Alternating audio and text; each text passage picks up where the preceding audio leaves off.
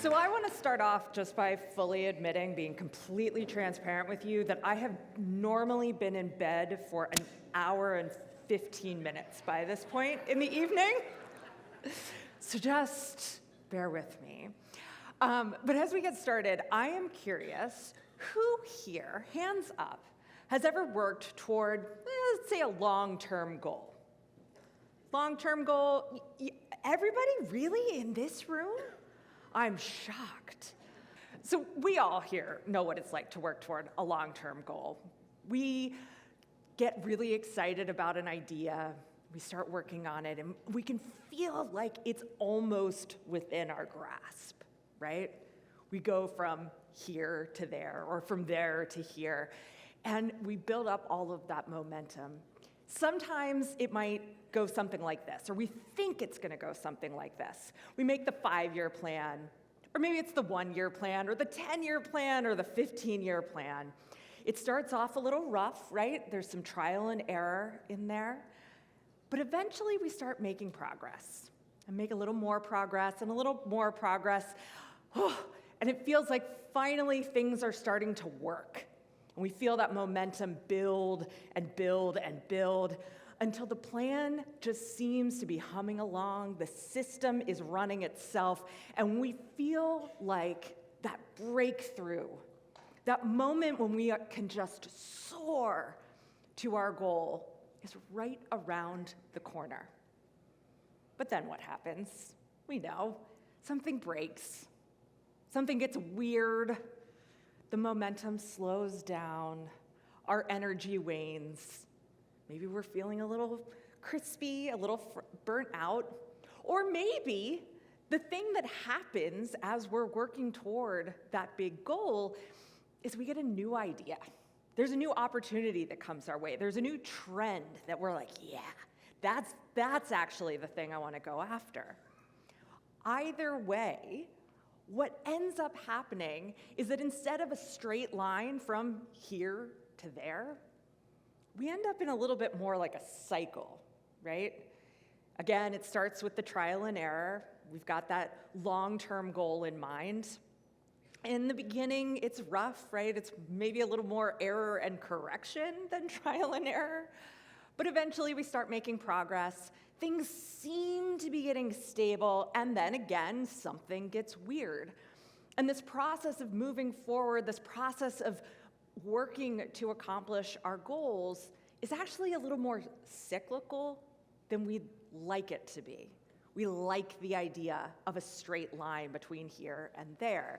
But I think just about every speaker tonight has talked about this process of having to start again, the process of having to navigate the messy middle, to try and try and try again. Well, what do we do with that? Because it can really feel like a mess. The systems theorist Russell Ackoff put it this way. Now, he's talking about managers, but we're all managers in one way or another, whether that's our title or not. We're managers of life. We're managers of our own work, our own projects. So Russell Ackoff says, managers do not solve problems. They manage messes. And mess, for Russell Ackoff, is a technical term. What he means by mess is that whatever we're dealing with, whatever scenario is right in front of us, is embedded in a dynamic situation that's embedded in systems and more systems and a constantly changing environment. And so he says managers are not confronted with problems that are independent of each other, but with dynamic situations that consist of complex systems of changing problems that interact with each other. I think when you hear that, when you see it in black and white, it's like, of course, duh. And is that really how we manage our lives, manage our work, think about how we work toward our goals? No. Instead, everybody manages their messes a little bit differently. Now, I've been working with small business owners and independent workers for over 15 years now, and a lot of the work that I do has to do with helping people manage their messes. And the other half of what I do is just watching people manage their messes and figuring out what's going on there so that I can write about it or podcast about it. And over the years, I've noticed a bunch of patterns in how people manage their messes. And tonight I want to talk about 3 of them. These are probably 3 of the biggest ones that I encounter.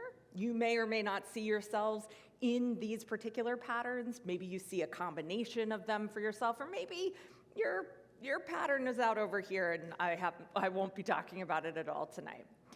But as I introduce these patterns, I want you to think, is this me?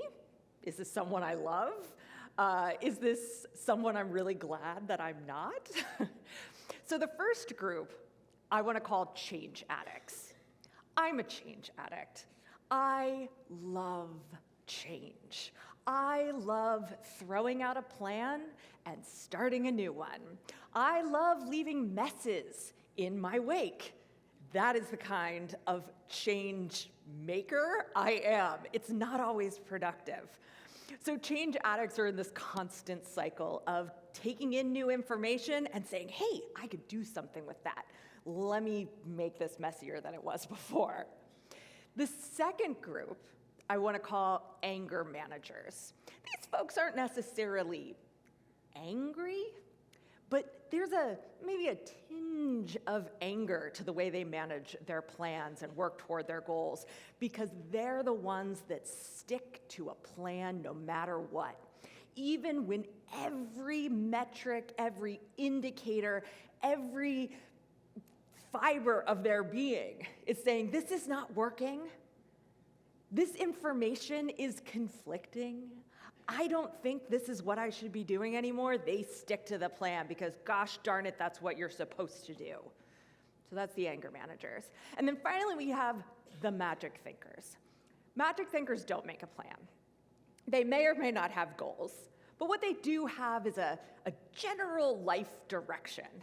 And I don't say that in any sort of derogatory way. I have many magic thinkers in my life, and I love my magic thinkers, and there's a lot of good that can come from a little bit of magic thinking. But it can also go too far, and it can also lose direction, and it can create other problems along the way. Now, whatever your particular patterns are for managing messes, you've developed them as coping mechanisms. They're coping mechanisms for dealing with a world that is constantly changing, where you are being bombarded by new information, new data, new learning all the time. For one reason or another, whether you're a change addict like me, an anger manager, a magic thinker, or some other type of mess manager, for some reason, you developed this particular pattern because it kept you safe, because it helped you avoid risk or harm. It helped keep you comfortable when you needed comfort. And that's good. And it doesn't always mean it's the best way to move forward now. Because in the midst of the mess is where the learning happens. In the midst of the mess, when things are falling apart, when things aren't going our way, when things are starting to drift into disorder, drift into entropy, that's where we learn. Nora Bateson put it this way: mutual learning happens in the entropy. We need confusion to release the new. This dance exists everywhere in nature. It is the swarm of confusion that becomes the grace of the way things come together. I love that, the swarm of confusion. That's where we make progress. It's nice to think about moving from here to there in a straight line. It's nice to think that if you just get the plan right, if you just follow the right steps, the magic will happen. But it's in the swarm of confusion where the good stuff actually occurs. So, how can we manage the mess? How can we learn to dance with confusion? so that we can do the work we really want to do, so that we can make the change, make the impact in the world that we really want to make. I've got 3 steps for you today. We've already started on the first one, and this is pretty simple, but it's really effective in its simplicity. So step number 1 is to identify your pattern. Like I said, I've laid out 3 particular patterns that I notice very often among people like yourselves. We're going to dive into those a little bit more. But again, even if you don't recognize yourselves in one of these 3 patterns, use my analysis here to think about what your patterns might be, what the pros and cons of your approach to managing messes are. So first, let's take a closer look at change addicts. As I said, change addicts love new information. They welcome new data. And we're willing to adapt, eagerly. We're willing to change plans, to change course, to change the goal. But on the flip side of that, that means we might be moving on before we've really given a chance for the plan to work. Just because something gets weird or we learn something new doesn't mean we need to abandon the plan. It also means we might prioritize disruption over maintenance. We might try to move from plan to plan to plan, or from idea to idea to idea, instead of taking time to work on and perfect what we've already created. And all of this results in self-sabotage in the form of overworking, overfunctioning, overcommitting. Because if you're constantly changing things, I can guarantee you are biting off more than you can chew. Now, anger managers, despite the graphic and the anger involved here, there are pros to this approach, right? Anger managers are very good at seeing a plan through, at being willing to see a plan through. And they're not easily distracted by shiny objects. Now, on the flip side of this, it means that anger managers often miss the opportunity to adapt. They might miss opportunities, period, because they're unwilling to adapt. And they see change, they see that adaptation as a sign of personal failure. If they can't stick to the plan, then something is wrong. And that leads to self-sabotage in the form of negative self-talk, perfectionism, anybody? And playing small, right? Trying to limit your exposure to new information. Magic thinkers also have a lot of pros, right? They are so good at detaching themselves from particular outcomes. They go with the flow. They're willing to take life and work as it comes. And these are amazing skills to have, an amazing disposition to have in a world that's always changing. But on the flip side of that, the cons are that they often take action that's not very strategic, that's inefficient, ineffective, and sadly, they don't know how to celebrate their wins because they don't know when they're winning, because they haven't defined what their wins are. In an effort to kind of avoid the planning piece so they don't have to change things, it also means they're avoiding thinking about specifically what they're going after, what they're trying to create. And all of that can lead to self-sabotage in the form of procrastination, overindulgence, and risk avoidance. By the way, Brad, if you're still here, I felt personally called out by writers being a collective of writers being a procrastination. Not my problem when it comes to writing. It's my problem when it comes to other things. Anyhow, so that's step 1, identifying your pattern. Know when you get yourself in trouble. Know what your habits are. So that then, 2, you can commit to a strategy. Now, a strategy, simply put, is how we get from here to there. It is the direction that we take, the path on the map that we're following.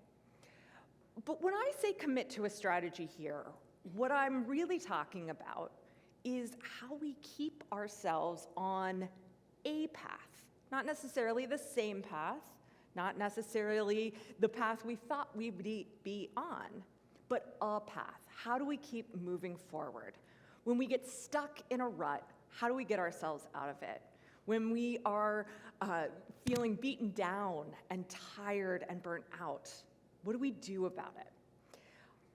The approach that I've taken and that I recommend to you this evening is to choose sort of a mantra, a 2 to 4 word phrase to use when you get caught in a pattern. And that's your commitment. And what this phrase does, what this mantra does, is it reminds you to make a different choice. Instead of just going with what you always do, going with the habit that you're used to managing messes with, what if you do something a little different? So here's some examples. Maybe if you know you're prone to self-isolation and sort of going away in your creative cave and trying to muscle your way through whatever it is that is in the mess that you're dealing with currently, maybe your commitment is to phone a friend. You tell yourself whenever you feel yourself hiding away, denying help, I need to phone a friend. And maybe phoning a friend is a for real, literal thing that you do. You pick up the phone and you call somebody. Or maybe it's checking in with a personal hero of yours. What would, I don't know, my current one is, what would Simone Weil do? She's a French philosopher. It's way too much to get into tonight. But checking in with that person, thinking, okay, what would they do? It might also be just checking in with your journal, checking in with meditation and kind of clearing your mind. That could be phoning a friend too. Maybe if you're like me and you love to leave many messes in your wake as you chase idea after idea after idea, your commitment is clean it up.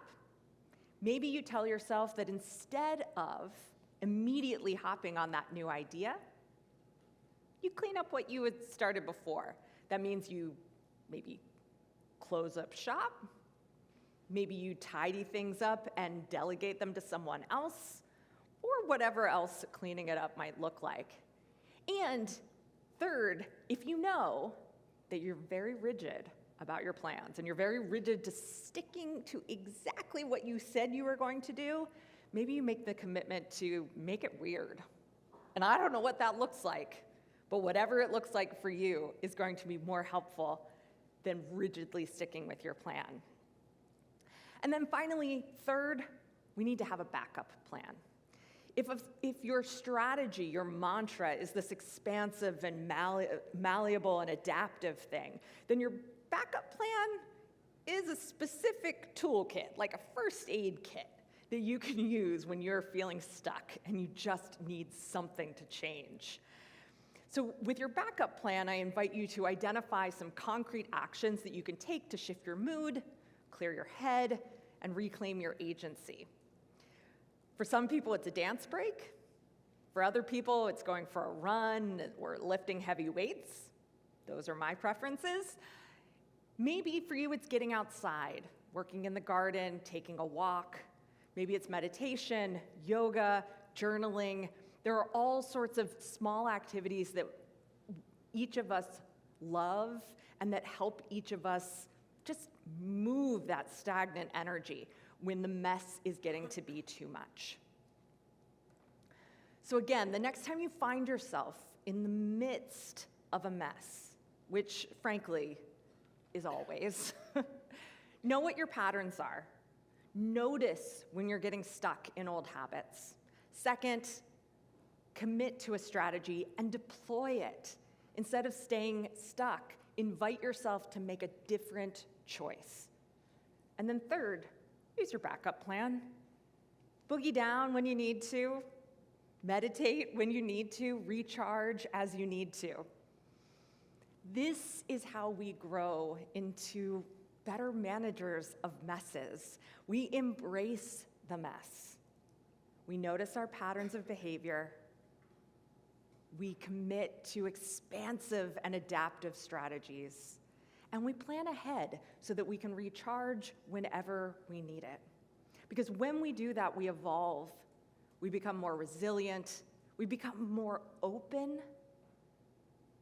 And we allow ourselves to be more gentle, and to have more grace with ourselves and with our messes. And to me, that's the very definition of success. Thank you.